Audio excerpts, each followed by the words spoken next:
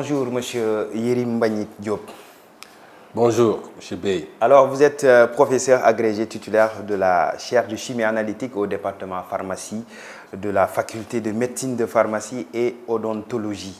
Vous êtes actuellement également le coordonnateur de la Delivery Unit, hein, c'est ça, du ministère de la Santé chargé de la relance de l'industrie pharmaceutique locale.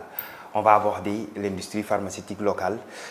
Pour commencer, la première question est de savoir pourquoi la relance de l'industrie pharmaceutique est-il nécessaire réellement? Merci, monsieur Bey. Donc, je voudrais d'abord vous remercier pour votre présence, mais également vous remercier pour l'intérêt que vous portez à cette lancinante question de la souveraineté pharmaceutique. Qui est à l'ordre du jour aujourd'hui. Et pour répondre à votre question maintenant, pourquoi c'est de relance pharmaceutique? C'est vrai que c'est... Pourquoi relance? C'est parce que le Sénégal quand même est un pays, traditionnellement, au moins si on remonte à 70 ans, on avait déjà les premières industries pharmaceutiques. Le Sénégal faisait partie ou fait partie encore des 4 ou 6 pays qui fabriquent le vaccin fièvre jaune au monde.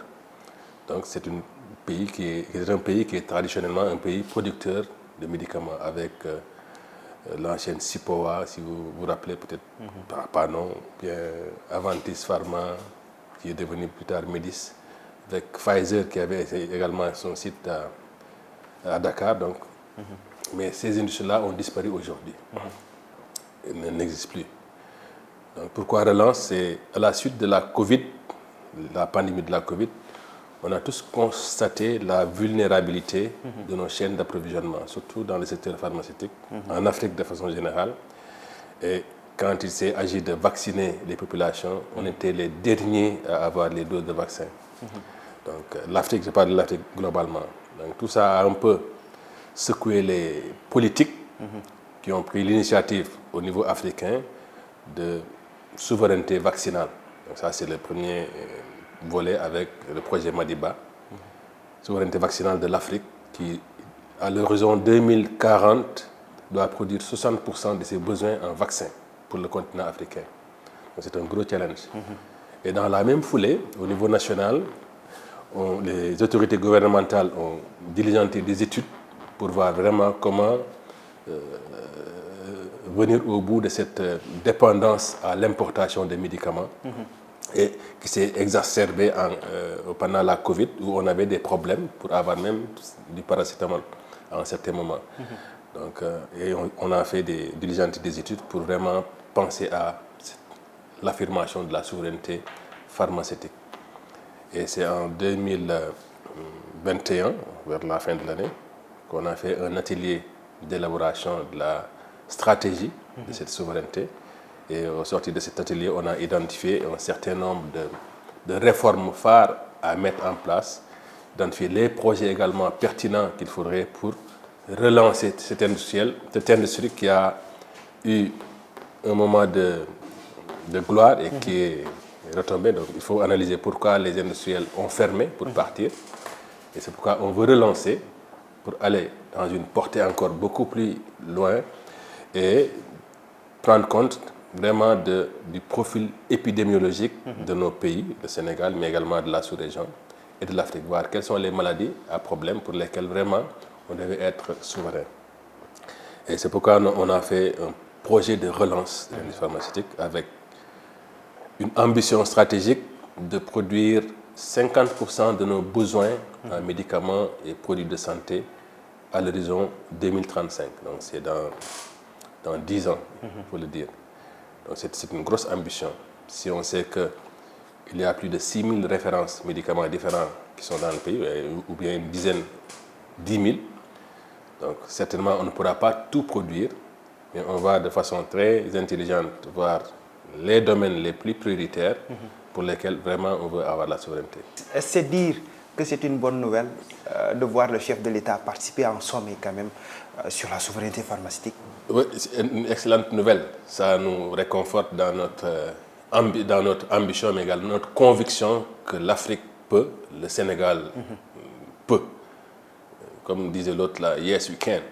Donc on peut aller vers cette souveraineté, mais avec vraiment des mesures hardies d'accompagnement. Et quand le chef de l'État participer à un sommet sur la vaccination, sur la souveraineté vaccinale, et réaffirmer l'engagement du Sénégal à affirmer ce processus, du Sénégal à participer activement à la souveraineté de l'Afrique, ça c'est une bonne chose, parce que c'est l'engagement politique qui définit la vision et la ligne de conduite.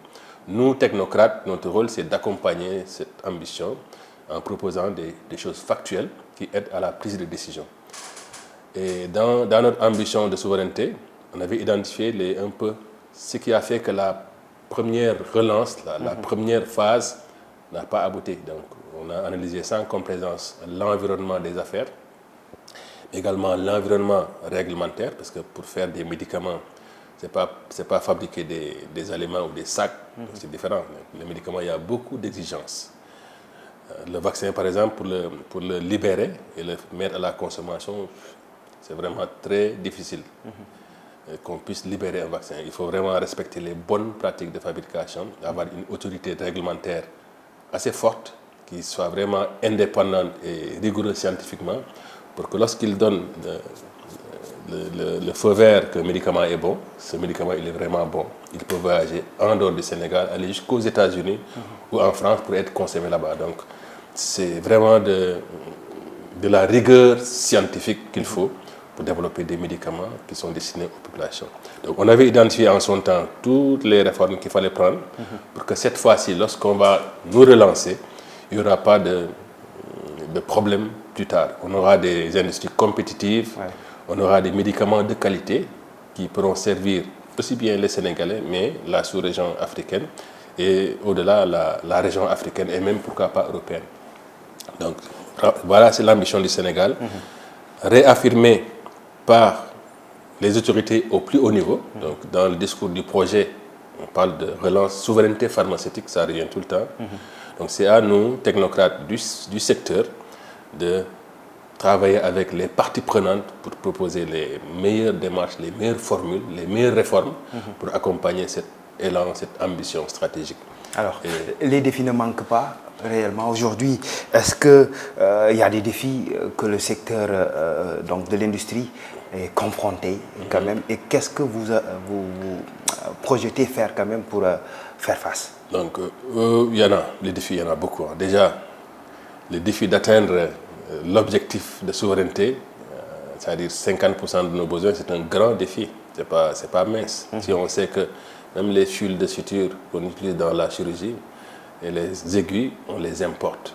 Même les tubes de prélèvement de sang, on les importe. Et c'est du verre qu'on souffle. Donc, c'est énorme.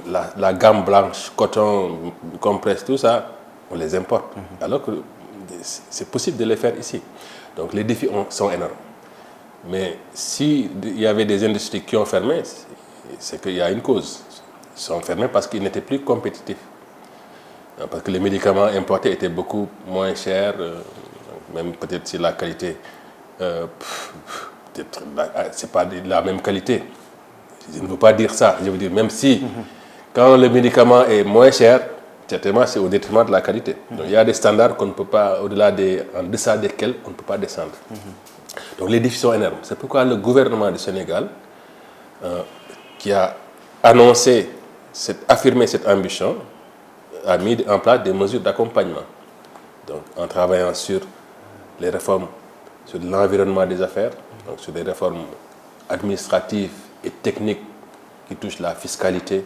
Donc nous on travaille à ce que les taxes sur l'investissement soient enlevées. Donc, il faut détaxer l'investissement en termes d'accès aux équipements, accès aux matières premières. Donc, au moins dans cette première phase-là, dans les 5-10 prochaines années, l'État doit accompagner les porteurs de projets pour leur faciliter l'implantation. Et une fois que cette industrie s'envole, on a lancé, c'est envolé, là on peut quand même revoir cette taxation. D'autant plus qu'il y a l'IS, l'impôt sur les sociétés, qui est prélevé sur les bénéfices. Donc ça, il faut que la société marche pour pouvoir payer cet impôt.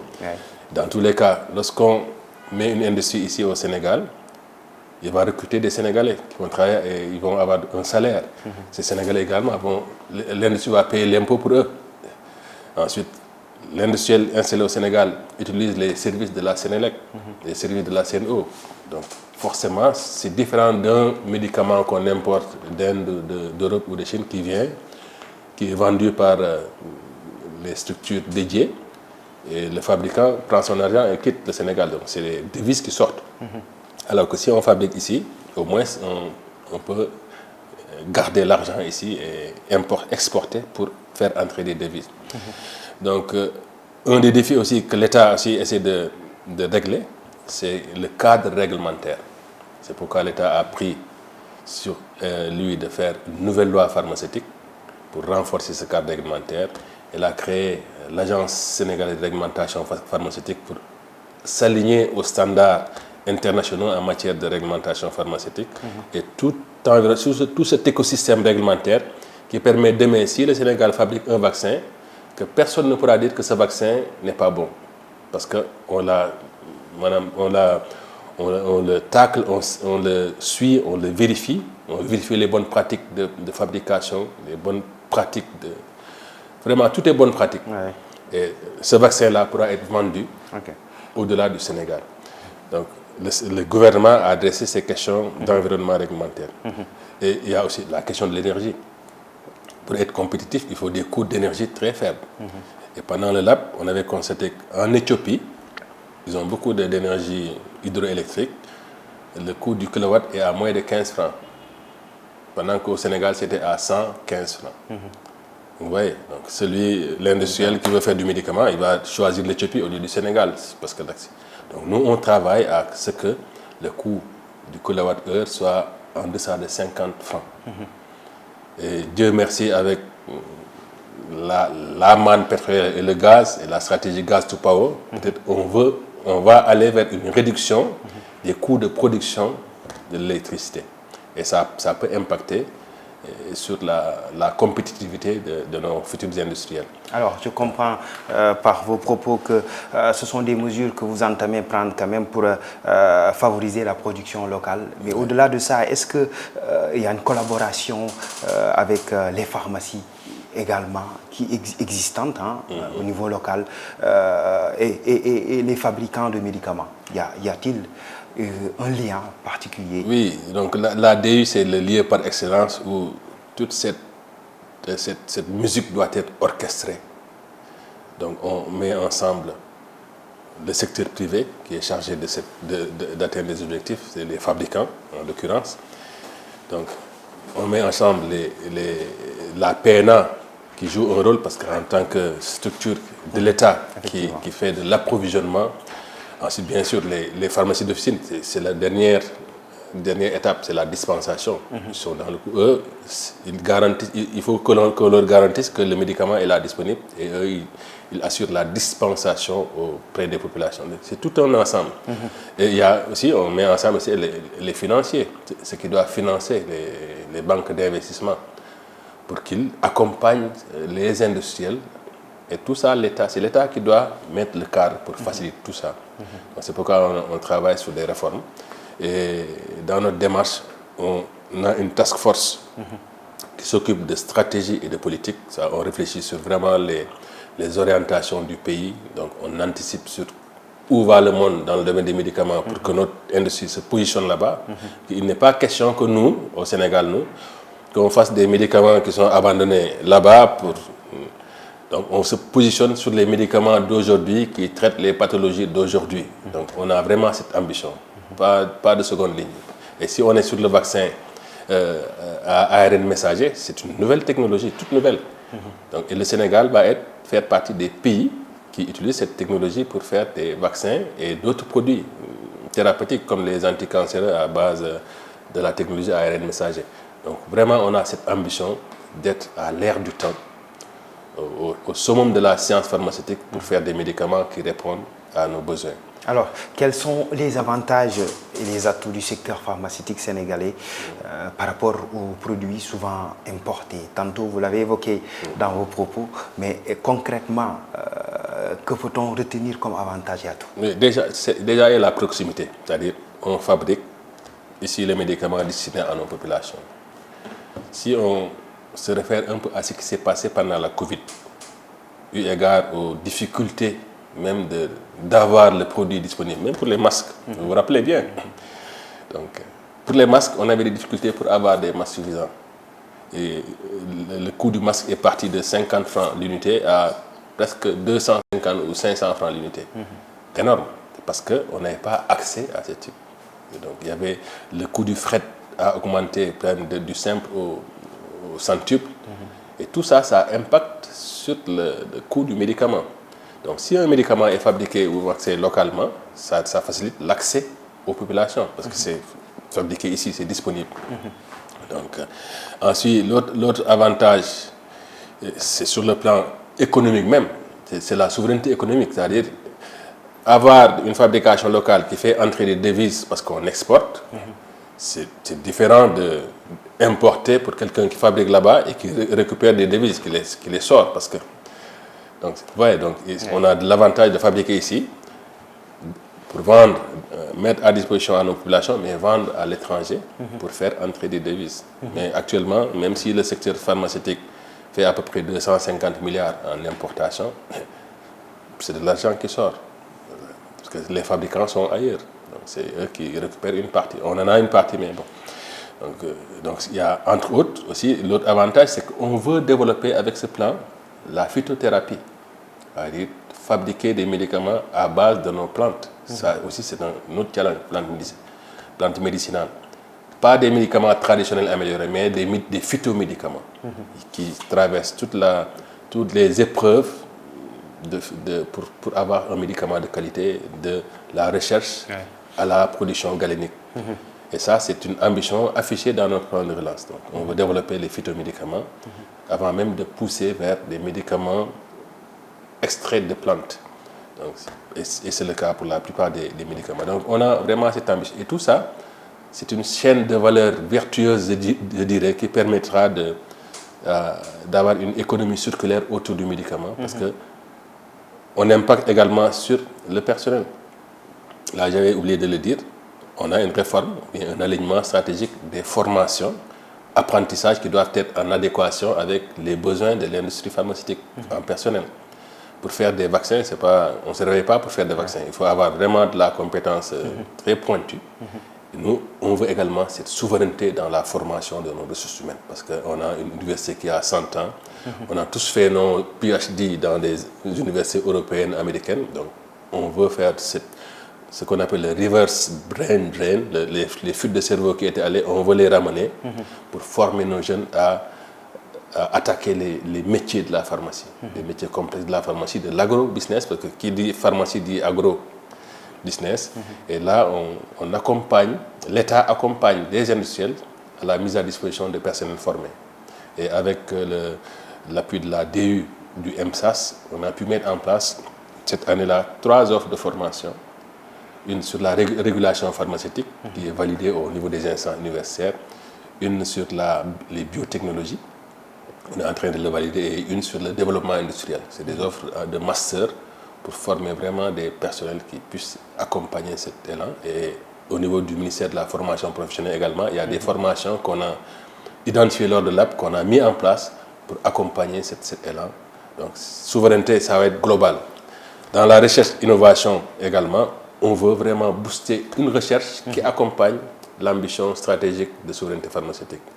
Recherche orientée vers les médicaments et tout ça, c'est orchestré au niveau de la DU qui assure un peu la gouvernance de ce projet, le pilotage, sous le lead d'un comité de pilotage interministériel, l'idée pour le moment par le MSAS, mais qui va se déplacer au niveau certainement de la primature, pour vraiment donner les grandes orientations de ce plan de relance de l'industrie pharmaceutique. Vous l'avez dit tantôt, on ne se réveille pas du jour au lendemain pour fabriquer des médicaments. J'allais vous demander les démarches quand même adoptées pour assurer la qualité et la conformité des médicaments produits localement aux normes internationales.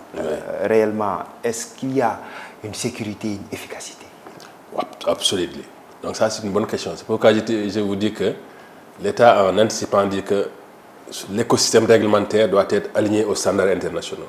C'est pourquoi on a une nouvelle loi qui adresse toutes les questions relatives à la pharmacie, qui qui criminalise même la partie illicite, le vente illicite, qui facilite également l'accès aux capitaux, pas l'accès aux capitaux, c'est-à-dire qui ouvre le capital social de l'industrie pharmaceutique à des non-pharmaciens. Vous avez beaucoup d'argent aujourd'hui, vous pouvez valablement dire que moi je vais faire une industrie pharmaceutique. Je vais investir dans une industrie pharmaceutique.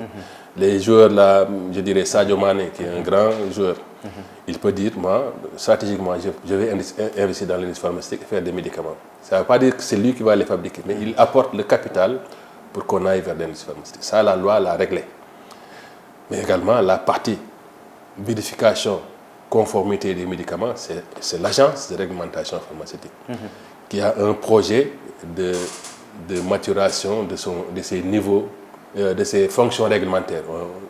On parle de Maturity Level 3, avec l'outil de comparaison de l'OMS. L'OMS a mis un outil pour accompagner tous les pays à élever leurs standards en matière de vérification de la conformité, de la qualité et de l'innocuité. Donc, et sous cet angle-là, le Sénégal est dans le processus d'atteindre le niveau de maturité 3. Donc, et certainement, ça va se faire dans les prochains mois ou prochains jours. Ça voudra dire que, au niveau global, mondial, les gens auront confiance aux produits made in Sénégal. Ça, c'est important. Donc, et ça, c'est vraiment le premier jalon qu'on a mis en place dès qu'on a mis en place la réforme. C'est vraiment aller vers le changement de statut de l'autorité et lui donner plus d'autonomie, plus de moyens pour qu'ils soient indépendants et qu'ils jugent indépendants les industriels. Les industriels eux-mêmes, ils doivent avoir le certificat de bonne pratique de fabrication. C'est délivré par l'OMS. Mais on peut aller plus loin. On peut demander à ce que tous les produits made in Sénégal aient le statut de produit préqualifié OMS. Et en ce moment, c'est OMS Genève qui vient ici, qui fait son inspection, qui décide sur la base de ces critères de dire que tel produit peut avoir la préqualification OMS. C'est important parce que ça permet de vendre aux Nations Unies. UNICEF va en ce moment acheter directement ces produits avec l'industrie locale. Donc c'est un double challenge. On peut donc fabriquer pour le Sénégal, mais relever ces standards qualité pour vendre aux Nations Unies. Et quand les Nations Unies achètent, ils achètent pour plusieurs pays. Et ça, c'est un marché assuré. Là, on parle de partenariat international, hein, réellement. Est-ce que dans ce contexte, réellement, on peut avoir une vision vis-à-vis des acteurs internationaux dans ce partenariat? Absolument. Donc, si le Sénégal peut-être a fait des pas de géant, c'est parce qu'il est dans le cadre de ce partenariat international. J'ai parlé du projet Madiba, donc, qui est, en résumé, une plateforme multivaccinale. Donc, actuellement, notre programme élargi de vaccination compte une quinzaine ou moins d'une vingtaine d'antigènes, c'est-à-dire de vaccins. On voudrait, à terme, avec le projet Madiba, fabriquer tous ces antigènes ici. Donc, c'est une plateforme multivaccinale qui va avoir plusieurs pôles et certainement va travailler à fabriquer les vaccins dont les Africains ont besoin dans leurs programmes nationaux. Et pour ce financement, pour le financement justement, il y a ce partenariat avec Gavi, qui est un grand partenariat qui permet au pays d'atteindre les objectifs de développement durable de 2030, c'est bientôt, en accompagnement le financement de la production, mais le financement de l'accès. Ils vont aider les pays dans un partenariat à investir dans l'achat des vaccins pour vacciner toute leur population. Et ça également, il y a un impact, il y a des impacts sur la lutte contre la résistance aux antibiotiques, parce que quand on n'est pas malade par un virus ou une bactérie, on ne prend pas d'antibiotiques. Et la vaccination permet de préserver contre ces maladies infectieuses. Ensuite, il y a les aspects liés au réchauffement climatique. C'est vraiment une approche globale, bien pensée, qui impose le partenariat international. Et ça, on l'a très bien compris, on est dedans. Et dans les autres médicaments essentiels, également, on va travailler à matcher la fabrication aux besoins en santé publique. C'est-à-dire, actuellement, on a une transition épidémiologique. On a de plus en plus de cancers, de plus en plus d'hypertension, de diabète. Là, il faut qu'on fasse face à ces trucs-là. Donc, c'est pourquoi dans notre stratégie aussi, on ne fait pas du pilotage à l'aveugle. On identifie vraiment les besoins du pays, de la sous-région, et on se positionne stratégiquement sur sur ces molécules, ces aires thérapeutiques. Il y a un aspect non moins important qu'il faut souligner. Le Sénégal fait 18 millions d'habitants. Une industrie, ce n'est pas pour 18 millions d'habitants, ça ne va pas être rentable. Donc, il faut qu'on puisse avoir, au-delà, un marché, le marché sous-régional ouest africain, qui fait 300 millions d'habitants. Ou plus loin, en 2040, 2050, on sera 2 milliards 500 millions d'Africains. Le plus gros marché. Donc il faut qu'on travaille qu'on se projette à avoir, au-delà de la sous-région, le marché africain. Donc aujourd'hui c'est l'Afrique, it's time for Africa. Et il faut que les Africains se prennent en charge, soit au niveau des standards internationaux dans tous les domaines, formation, recherche, innovation, dans tous les domaines. On doit être vraiment au standard pour demain avoir une place dans cette concurrence mondiale. Et le Sénégal, je pense, est bien parti, tant et si bien que les autorités écoutent les technocrates pour des prises de décision maintenant très hardies, qu'il faut prendre maintenant pour que demain on soit présent. Je donne 2 exemples, je le dis souvent, sur la fiscalité. Donc, on sait que nos politiques publiques sont financées en général par les recettes fiscales et recettes douanières, mais il faut un petit changement de paradigme. Alors que si on met trop de pression sur les industries naissantes qui viennent de commencer, ils ne vont pas prospérer. Donc, pendant les premières années, 5 premières années ou 10, l'État peut faire des allègements, comme j'ai dit, sur détaxer les investissements. Et c'est l'État souverain qui peut prendre ça. Personne d'autre ne peut le prendre. Et on renonce à des recettes fiscales pour aider cette industrie champion-là à demain à faire entrer beaucoup d'argent par des revenus, par la vente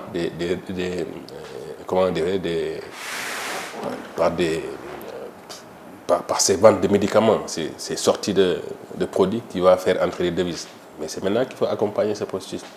C'est l'État qui peut dire, donc le courant c'est à 110 francs le kilowatt. Pour l'industrie, je vais prendre en charge une subvention jusqu'à 50 francs. Mais pendant une période, pour leur permettre de démarrer et éventuellement d'investir dans le solaire, parce que les industries, justement, nous, on travaille dans ça également pour que les industries travaillent dans les énergies solaires, énergies renouvelables. Donc ça peut permettre, si l'État prend ces décisions, à cette industrie-là d'être plus allégée pour être compétitif. Donc tout ça, c'est un ensemble de choses que nous travaillons avec les différents sectoriels, les ministères sectoriels, pour proposer des données factuelles, aider à la prise de décision politique. Donc les décisions sont éminemment politiques. Donc notre rôle vraiment, c'est vraiment technique pour aider à la prise de décision. Et dans tous les domaines, énergie, recherche, développement, formation, fiscalité, accès au marché. Parce que aussi, si on ne protège pas notre marché, ceux qui vendent au Sénégal des médicaments vont prendre les marchés. Je pense aux Indiens et autres là, qui ont des coûts de production beaucoup plus faibles. Et certainement, on ne peut pas être compétitif par rapport à leur prix. Mais c'est l'État qui doit dire, si vous fabriquez ici, au Sénégal, du paracétamol, je ne vais plus l'importer. Rassurez-moi que vous pouvez servir le Sénégal. Et ça, c'est l'État souverain qui peut le dire. Donc, nous, on travaille justement à proposer à l'État, à proposer aux décideurs politiques, nous sommes État, de prendre ces décisions politiques osées maintenant pour accompagner ce talent et que demain, on ait des champions sénégalais. Des champions qui sont dans les domaines des bioproduits comme Madiba, ça va être un champion africain, mais dans les autres domaines également, des médicaments et thérapeutiques, on va avoir des champions sénégalais. Okay. Donc, alors, les finances également sont capitales dans l'industrie pharmaceutique. Aujourd'hui, quels sont les besoins en termes de soutien financier, de formation et d'infrastructure quand même pour stimuler la croissance de l'industrie pharmaceutique? Ça c'est une bonne question. Les besoins, quand on faisait l'atelier de structuration de tout ça, on avait estimé sur la base des projets privés qui étaient venus et des projets publics que le coût de cette relance, en tenant compte également de la gouvernance, on avait des besoins de 326 milliards. C'est pas beaucoup, hein? 326 milliards. Actuellement, si on fait le point, plus de la moitié a été mobilisée. Sur le projet Madiba, déjà, il y a beaucoup de milliards qui sont mobilisés avec des partenaires sur Madiba. Donc certainement, on a besoin de moyens maintenant, mais souvent c'est des financements privés. Il y a des privés qui disent que je vais investir dans l'industrie pharmaceutique.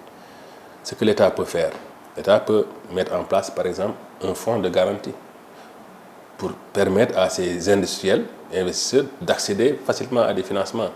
L'État peut dire, écoute, moi je vous assigne à fabriquer telle et telle molécule, on en a besoin, on veut être souverain, mais à côté, je mets en place un fonds d'appui à la relance que je mets à disposition des industriels. Ce n'est pas un don, des prêts dans des conditions de maturation de plus longues, de près de 5 ou 10 ans.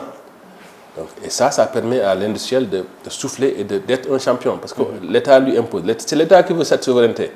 Donc il peut mettre en place un fonds d'appui ou bien un fonds de garantie pour permettre aux industriels privés d'accéder facilement à des financements. Mais ce n'est pas nos banques commerciales-là qui peuvent accompagner ce projet. Il faut qu'on ait des banques d'investissement, qu'on ait des prêts maturés à 10 ans ou 5 ans, pour permettre à l'industriel d'avoir le temps d'investir, de s'améliorer, de trouver des marchés à l'étranger, pour pouvoir payer ses charges. Et là, on peut remettre des taxes, on peut remettre la fiscalité peut revenir parce que l'industrie est lancée, il fait des bénéfices, donc il a des revenus. L'État peut remettre intelligemment certaines taxes qu'il avait abandonnées pour permettre à cette industrie de s'envoler. Tous les champions, les Chinois, les Indiens, tout le monde a fait ça. C'est l'État qui aide les privés à monter en puissance, vraiment. Et après, quand les revenus vont commencer à entrer dans les caisses de l'État, peut-être mettre des taxes allégées pour quand même soutenir sa politique publique. Donc, et ça, nous aussi, on travaille un peu dans la gouvernance, à la mise en place de tout ça. Donc, il y a beaucoup de choses qui sont faites dans le code des investissements. On peut encore pousser plus loin. Il y a des choses qui sont faites dans le code des impôts, code douanier, des facilitations. Mais on peut, pour le secteur pharmaceutique, aller encore plus loin. Donc, l'État, dans cette phase-là, on a besoin que l'État aille plus loin. L'État aurait pu dire que pour accéder au sol, au foncier, vous ne payez rien. Les gens vont venir. S'ils disent qu'en Côte d'Ivoire, non, pour accéder au foncier, on paye tel, mais au Sénégal, on ne paye rien. On vous donne 2 hectares, mais vous investissez. Mais les gens vont venir au Sénégal. Donc c'est ça ce qu'on appelle des mesures incitatives, fiscales et non fiscales. C'est maintenant qu'il faut le prendre. Pour exemple, j'ai lu dans la presse, il y a 2 mois, le président du Nigeria, il a détaxé tous les intrants pour fabriquer des médicaments, tout, zéro. Les matières premières, les machines, tout ce qui entre vraiment dans l'industrie pharmaceutique, détaxé à zéro. Donc ça veut dire qu'on a détaxé l'investissement. Et ça, c'est l'État qui peut le prendre. Mais pour une période. Ce n'est pas ad vitam aeternam, mais c'est vraiment pour vraiment permettre à l'industrie de s'installer et de marcher. Et maintenant, c'est au privé de faire la stratégie commerciale pour avoir des marchés ici, à l'étranger. Et ici, l'État a un peu protégé. Donc, pour aider quand même à l'industriel d'avoir des marchés sénégalais, des parts de marché au Sénégal. Mais ce n'est pas suffisant. On est 18 millions, on n'est pas beaucoup. Il faut que cet industriel déploie des stratégies commerciales pour vendre son produit au Mali, au Burkina. Et dans la relance également, on travaille avec les autres pays, parce que, comme je dis, il faut qu'on soit intelligent dans la démarche. Donc, comme ça, on se partage les mêmes populations. Les 300 millions de populations. Il faut qu'en Afrique de l'Ouest, le Nigeria, la Côte d'Ivoire, on s'assied pour se partager les aires thérapeutiques. En disant que le Sénégal va fabriquer le vaccin pour tout le monde, la Côte d'Ivoire va fabriquer les antituberculeux, je le dis comme ça, ou les anticancéreux pour toute l'Afrique. Parce qu'on est 300 millions en Afrique de l'Ouest. Donc ce n'est pas mince. Et on a plus de 10 000 médicaments différents. Donc on peut vraiment se partager intelligemment la tâche, comme on l'a fait avec le vaccin. Donc ça également, c'est la géodiversification de la production pharmaceutique au niveau espace sous-régional. Ça permet d'être plus efficace pour l'Afrique. Je parle en tant qu'Africain qui prône un peu l'intégration africaine. Et ça, je pense que l'opportunité de la relance de la souveraineté pharmaceutique affirmée par tous les pays peut être une occasion de rapprocher les pays africains dans la quête de souveraineté. C'est clair. On arrive pratiquement au terme de cet entretien, mais on ne peut pas ignorer également le marché illicite qui joue peut-être, qui est une contrainte pour peut-être réussir vos objectifs, parce que dans un contexte où on parle de faux médicaments qui sont souvent saisis par-ci, par-là. Alors, quel regard vous portez sur ce phénomène? Voilà, donc je voudrais déjà, parce que en tant qu'ancien DPM, remercier les autorités quand même, douanières et policières quand même, qui, presque tous les 2 mois, 3 mois, on voit qu'il y a des saisies des médicaments, de faux médicaments qui peut-être s'ils étaient consommés par les populations, pouvaient avoir des effets. Donc, c'est une question très sérieuse en Afrique. Dans les instants africains, on en parle parce que c'est un vrai problème. Donc, mais il faut une approche holistique globale pour lutter contre ce phénomène. En tout cas, ma conviction, c'est qu'on ne peut pas vouloir cette souveraineté pharmaceutique, cette ambition, et cohabiter avec des médicaments non maîtrisés, des faux médicaments ou le marché illicite. Donc, on ouvre une réflexion pour ça, pour que les autorités en charge du médicament sachent que c'est un problème qu'il va falloir attaquer de front, avec beaucoup de stratégies, mais on ne peut pas continuer à habiter avec le marché illicite et les faux médicaments. Il faut sécuriser les populations. Notre rôle, c'est de santé publique, de donner des médicaments de qualité aux populations. L'État, quand même, a travaillé depuis longtemps sur ça, et dans l'attelage, dans la nouvelle loi pharmaceutique, on a bien abordé cette question avec la criminalisation de ce marché illicite. Donc, c'est criminalisé, ça veut dire que si on appréhende un Yérim Diop dans ce marché parallèle, avant qu'on s'occupe de lui, on l'enferme à la prison. Pendant 2 ans, 3 ans avant, c'est criminalisé, quoi. Et on a renforcé les peines, qui sont des peines assez lourdes, et c'est dans le corpus du code pénal du Sénégal. Donc les juges maintenant, ils sont beaucoup plus outillés pour traquer ce type de délinquance. Donc, mais sur le plan technologique également, il y a des moyens pour lutter contre ces faux médicaments, en tout cas des moyens pour sécuriser le bon médicament. C'est ça la stratégie. Parce qu'au lieu de mettre beaucoup d'argent, beaucoup d'énergie dans le faux, de toute façon, même si on appréhende 1 tonne ou 10 tonnes, peut-être 20 tonnes sont passées entre les mailles du filet, donc on ne sait pas. Donc on met notre énergie sur le bon médicament. Comment sécuriser le bon médicament?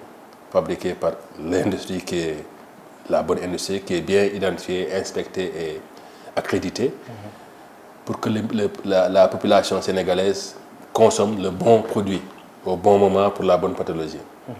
Ça, il y a des solutions technologiques qu'il va falloir mettre en place. Il y a le Secure Track and Trace, il y a la sérialisation qui permet de mesurer, de tracer chaque médicament à partir du moment où on sait qu'il est fabriqué par une industrie identifiée, connue et qui fait des bons produits.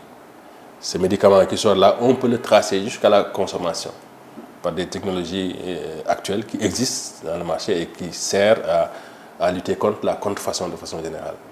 Donc en alliant les aspects juridiques, la loi qu'on a renforcée pour les aspects pénaux, et en mettant une solution technologique, en mettant les moyens également à l'autorité en charge de c'est l'ARP qui est en charge de lutter, de coordonner cette lutte contre les faux médicaments, et en donnant des moyens à nos forces de sécurité, la police et la douane, on peut arriver au bout de ça, mais dans un effort concerté, conjugué avec la sous-région, parce que on ne maîtrise pas les frontières.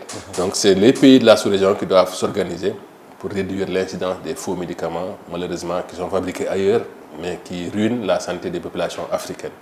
Donc c'est une approche holistique, stratégique, avec des solutions techniques et juridiques qu'il faut mettre en place de façon coordonnée avec la sous-région pour arriver à bout de ce fléau, et sensibiliser aussi les populations.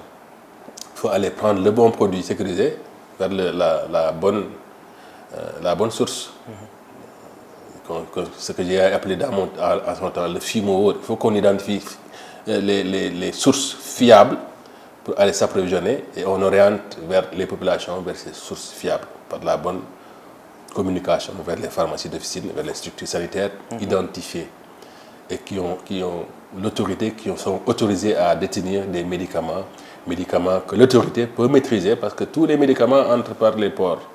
Les médicaments bons, surveillés là, ils entrent par les ports, les aéroports, où là on a nos agents de sécurité. Donc, on peut maîtriser ce circuit officiel. Mais le bas blesse là où c'est inofficiel, c'est des frontières poreuses. Donc, et ça, c'est vraiment la sensibilisation, renforcer la coordination, la lutte, renforcer la législation. Et ça, on l'a fait et on espère que ça va porter ses fruits, que les Sénégalais vont demain consommer des médicaments de qualité, fabriqués par des Sénégalais, pour des Sénégalais qui sont leurs petits-fils, leurs enfants, leur papa, leur oncle, leur grand-père, leur grand-mère. Donc ce médicament-là, il sera bon. Parce que c'est consciencieusement qu'on va le fabriquer, contrôlé par des Sénégalais. Donc c'est nous dans nous, donc il faut cette économie circulaire vertueuse qu'il faut construire autour du médicament, et c'est possible. C'est clair. Ouais. Merci, monsieur Yérim Mbagnick Diop. Je rappelle que vous êtes professeur agrégé titulaire de la chaire de chimie analytique au département pharmacie de la faculté de médecine, de pharmacie et odontologie. Ouais. Et vous êtes également le coordonnateur de la Delivery Unit du ministère de la Santé chargé de la relance de l'industrie pharmaceutique locale. C'était un plaisir pour Dakaractu d'échanger avec vous. Merci M. Bey, et on espère que vous allez suivre cette actualité et que l'année prochaine, quand vous reviendrez, on aura déjà 3 champions. Inch'Allah, on l'espère. Merci beaucoup. Allez, au revoir.